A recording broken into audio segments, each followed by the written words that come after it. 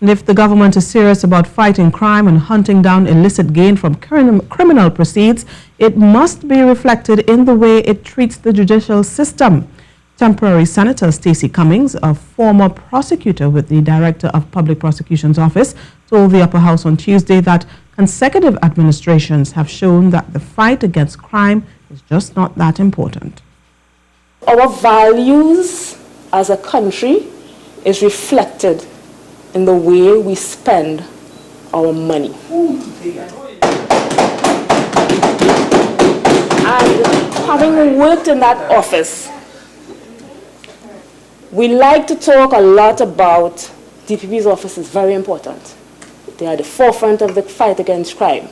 But 20 years ago, the DPP's office was understaffed and under-resourced, and 20 years later, the DPP's office is understaffed.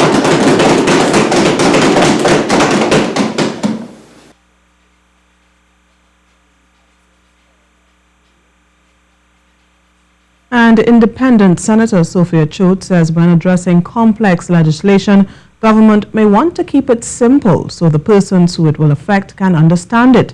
She was speaking in the Upper House on a bill entitled An Act to Amend the Mutual Assistance in Criminal Matters Act, the Proceeds of Crime Act, the Financial Intelligence Unit of Trinidad and Tobago Act, the Customs Act, and the Exchange Control Act.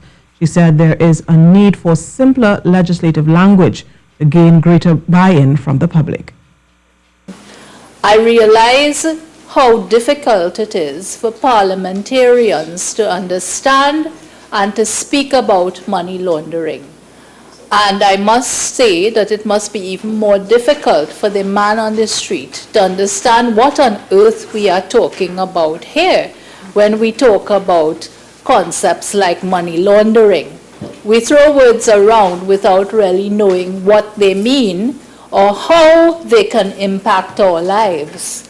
Some people might be money laundering and not even realizing it.